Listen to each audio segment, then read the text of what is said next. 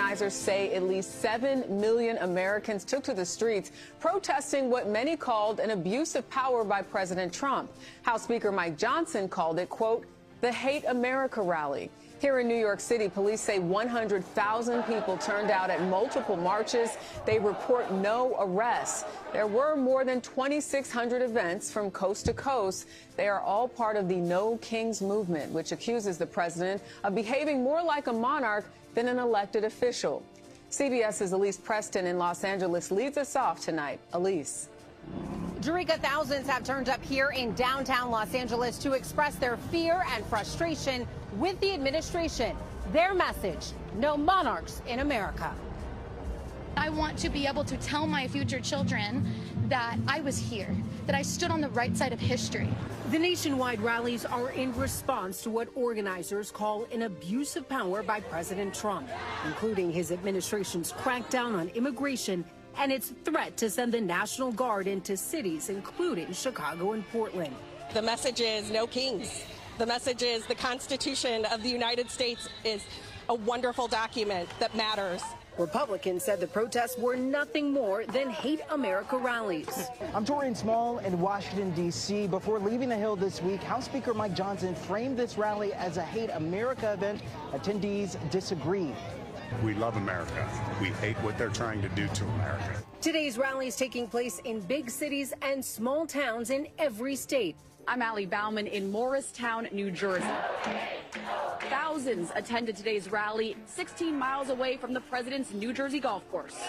This county has deep roots in the nation's founding, known as the military capital of the American Revolution.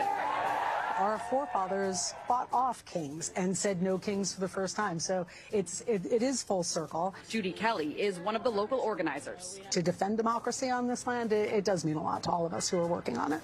In Frisco, Texas, the protest was small but vocal. I believe in democracy. I fought for democracy and sacrificed. And the things that are being done right now in this government are totally ridiculous. In Europe, protesters were also small in numbers, but passionate outside the U.S. Embassy in London, in Paris and Berlin. Being here in Germany, especially considering the history that's here, we have a unique perspective to look and say, that's not okay. Ahead of today's protest, the governors of Virginia and Texas brought in the National Guard to handle any potential unrest in their state. Jerika, those protests have been largely peaceful. Same scene here in Los Angeles. Yep. So, yes, probably the major story of the last week has been the No Kings protest. No kings. No kings. One king? No. No kings. No kings whatsoever. No kings allowed. These No Kings protests happened all over America on Saturday. They were held under the banner No Kings or No Kings Day or No Kings Rally, opposing what the organizers viewed as an authoritarian and undemocratic actions by the Trump administration. The slogan came from the idea that in America, we don't do kings, meaning that the people should hold power, not a leader elevated above democratic checks. According to one source, the protests are also internationally known under names like No Dictators or No Tyrants. Oh, we're going to get into that real quick. Let's get into some of the details. The October protests are a second wave following the June 14th, 2025 protest aimed at sustaining momentum and drawing attention to concerns such as executive power expansion, immigration enforcement, deployment of troops on U.S. soil, and democratic norms. The norms! What about the norms? More than 2,500 to 2,700 events in all 50 states, including Washington, D.C., and some international spots, held these events on Saturday. The anchor cities were Washington, D.C., New York, Chicago, Houston, San Francisco, Los Angeles, Boston, Atlanta, and some of the others. In Houston, one march was roughly half a mile long and estimated 13,000 to 15,000 people. Now, this is supposedly happening because the organizers are arguing that the Trump administration has been expanding executive power and undermining democratic norms. For example, the use of National Guard, troop deployments in cities, and aggressive immigration enforcement and large displays of the military at home. The No Kings Day was timed strategically to coincide with the perceived propaganda or militaristic events by the administration. They see this as this wave as a part of a broader civic mobilization showing up in small towns and big cities, signaling the nationwide discontent rather than isolated pockets. The mood in many cities was considered large, peaceful, and even festive, with creative imagery, costumes, and satire rather than purely solemn or confrontational protest. In Portland, for example, the protesters donned inflatable frog costumes. Oh, man. I'm sure that'll do a whole lot. As part of the visual symbolism of protest, the rhetoric included slogans like, "We will not bow down," "No kings, no crowns," etc. Despite fears of disruption, the majority of the marches appeared to have remained peaceful. The protests are being seen as maybe one of the largest single-day protest efforts in American history. They indicate sustained organizing power across many cities and towns, which could signal longer mobilization rather than a one-off event. So, look, I watched this. When I saw this coming, I was going, exactly what is the purpose? What is the point? What are they rallying all these people for? What are they doing here? Is it for Medicare for all? Is there specific policy that these people are marching and protesting in favor of? Just saying we don't like Trump, which is basically seems to be the tenor of the march. Like, okay, and is this an anti-war march? Nope, because they got Ukrainian flags there. And they were wearing yellow in favor of NATO. In favor of NATO. Maybe the most disruptive military force on the planet currently. Who is currently picking a war with Russia over Ukraine. We talked about that on this show. How going back to 2014, NATO has been trying to goad Russia into a conflict to weaken it so that they can eventually destroy Russia and balkanize it like they did Iraq and Afghanistan and Libya and Syria and all these other places. Because they fear Russia, because Russia has more nukes than any power on the planet. The West has always feared Russia. That's why NATO exists in the first place. And so I'm going, okay, these people are wearing yellow for NATO. For NATO! The people who destroyed Libya, the African country with the highest living standard, and drove millions of African immigrants to Europe and America. So, you know, strike one. Strike one.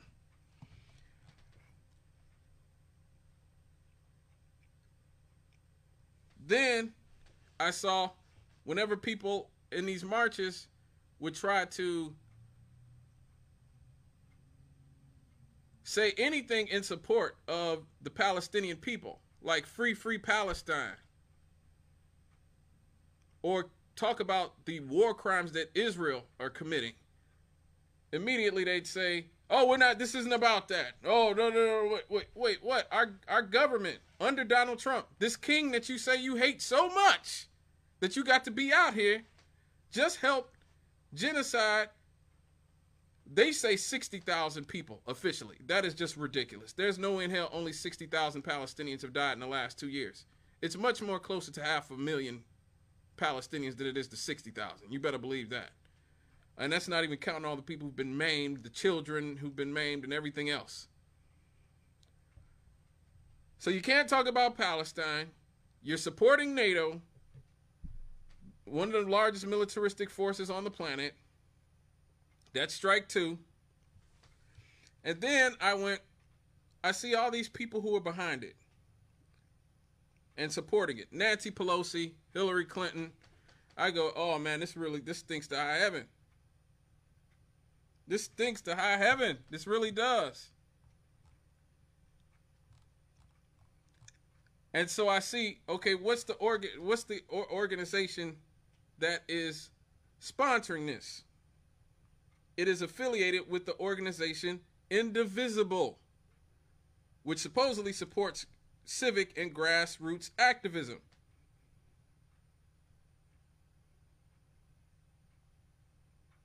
Okay, so I go, okay, what is Indivisible?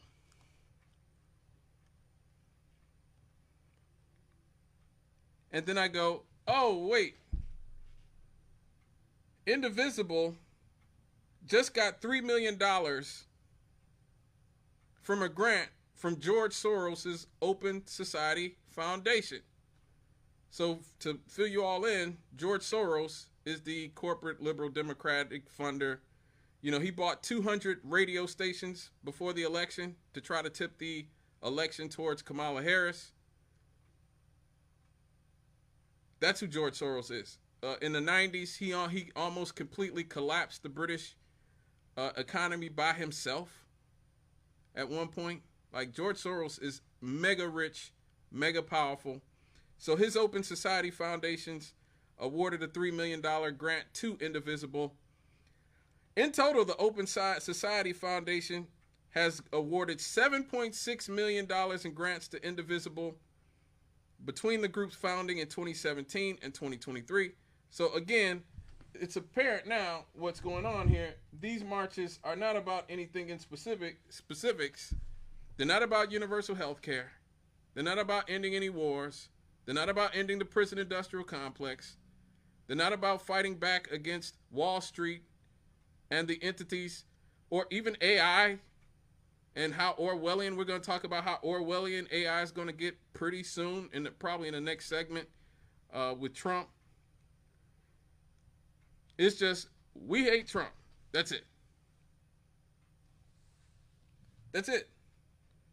And so you look at other major funders. Home of the Brave, a political group that announced it was spending $1 million to advertise the No Kings protest in local and national newspaper. It was founded by George Conway. Conway, where do I know that name? That's Kellyanne Conway's husband. You know, Donald Trump's campaign manager during 2016, his campaign was run by Kellyanne Conway. Her husband is one of the founders of the Lincoln Project. Christy Walton, where do I know that name? Billionaire Christy Walton. Oh, wait. She's a Walmart heiress. So Indivisible supposedly operates as a 501c4 social welfare organization and a 501c3 nonprofit organization. It also handles political organizing, handles nonprofit educational activities, and Indivisible Action is a separate political action committee. That's the political wing of it. So what we're seeing is a lot of corporate money, a lot of corporatists who don't have any real regard for the things that are affecting working class Americans whatsoever, funding this whole thing under the guise of, oh, this is totally some sort of grassroots uprising of the people. No, it's not. This is not some uprising of the people. This is not some grassroots thing. This is literally peak corporate liberalism. Peak corporate liberalism. You don't believe me? Look who supported the Senate leadership. Chuck Schumer, one of Wall Street's biggest sellout corporate defenders, and a man who was friends with Donald Trump for many years before he had to pretend that he wasn't one of Donald Trump's friends. Until, let me say this, that the whole facade was broken when Trump got back in the White House, where you can see a picture of Chuck Schumer and Joe Biden and Donald Trump laughing it up in the White House. Somebody snapped a photo of them in the Oval Office all chuckling. Is that the way you would treat the next Hitler? Huh? Or somebody you think is a king and a dictator? Be laughing and chucking it up with them in the Oval Office? Of course not. Chuck Schumer, just like all these other politicians, is just playing a role. It is pro wrestling, folks. That is what this is. Pro wrestling. The only difference is we all know pro wrestling isn't real. A lot of you still think politics is real, unfortunately. Who else is behind this?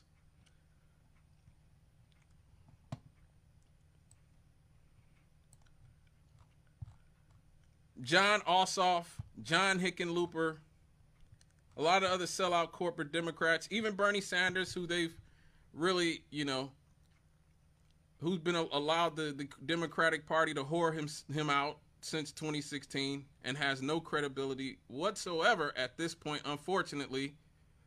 Even though, again, I think he's been right about a lot of things, but if the only prescription he has is to try to sheep herd people back into the corporate sellout Democratic Party, then he's not giving us any real answers.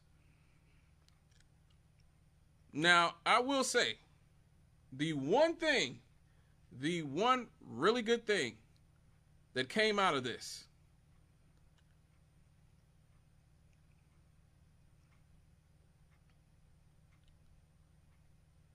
one idea that came out of this. Chicago's mayor, Mr. 6.6% himself, the man with a 7% approval rating, Brandon Johnson. Call back, caller. I'll get to you. I gotta get through all this stuff first before I get to the calls. Mr. 6.6% himself, Brandon Johnson,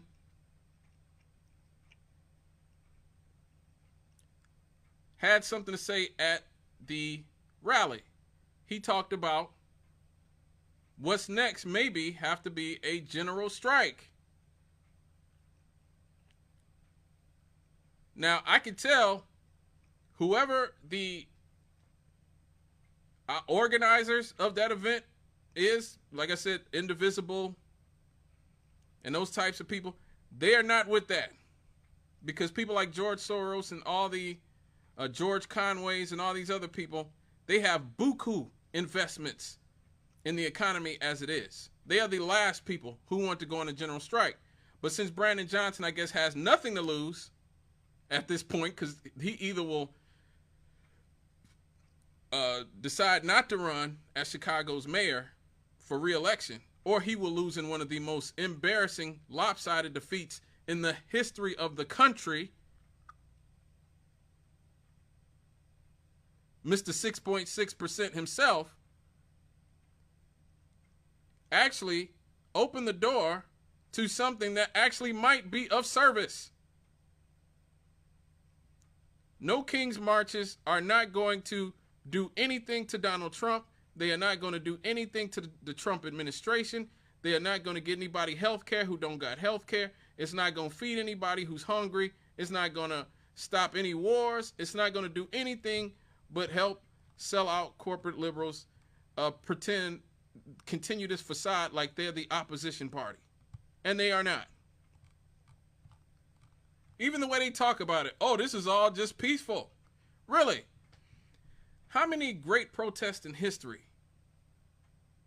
How many of them were completely peaceful that the government let be peaceful?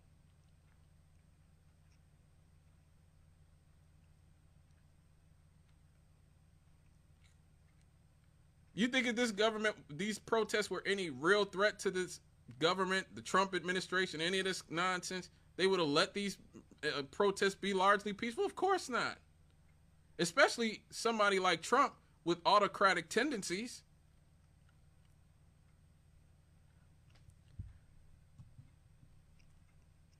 And one of the funny things is that these AstroTurf events, when they had them outside of the country, because they happened in a bunch of countries that have kings, they weren't allowed to say no kings in those other countries. So they had to say no dictators and no tyrants.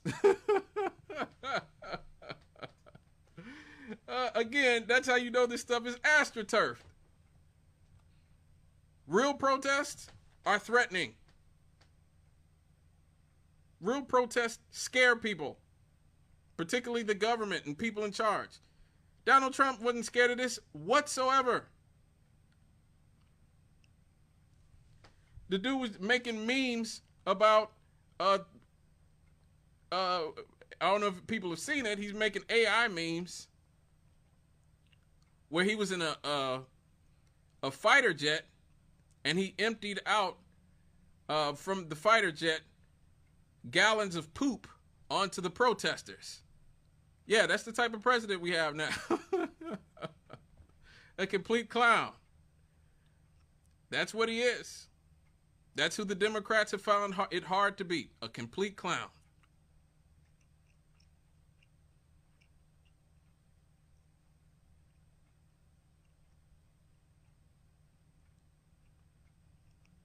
And it's because they're clowns too.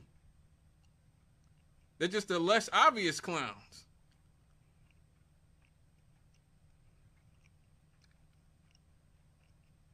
And when any of us come along and try to tell them how to not be clowns, they destroy us. They're trying to destroy Zoran Mamdani in New York right now. They destroyed India Walton in Buffalo, New York. They destroyed Bernie Sanders' campaigns in 2016 and 2020. They don't allow third parties to run against them in elections. They sue the people who talk about democratic elections, rig their primaries, and don't allow third parties to run against them. That don't sound like democracy to me. Oh yeah, well this is democracy. We just want to make sure you can't compete against us in any way. We're going to sabotage you and make sure you can't run.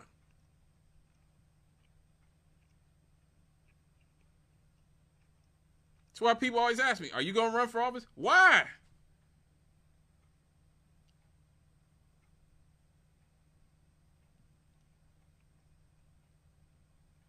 The minute I'm seen as a threat, they're just going to destroy my campaign.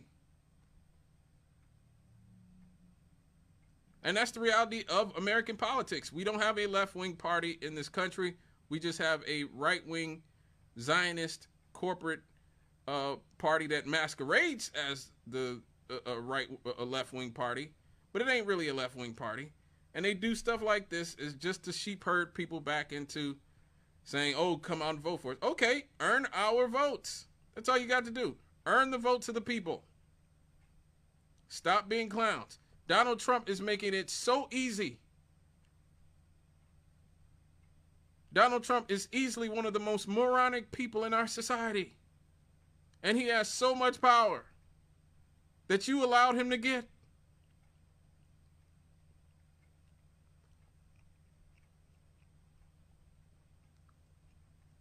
And it's because you are incompetent, more incompetent than he is. The Democratic Party has a lower approval rating than even Trump does.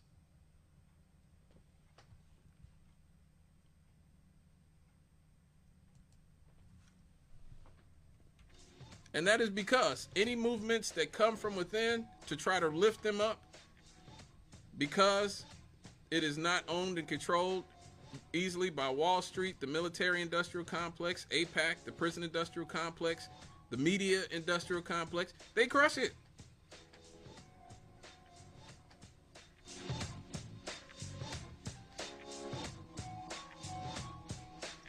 And so, look, Trump's giving you layups. All you got to do is get out of your own way. That's all you got to do. But these no king protests, they're definitely not going to really do anything or make any real difference in the meantime, because the people who own them and control them won't let them mean anything. All right, folks, we got to keep on rolling. It's 6:34 already. Good Lord.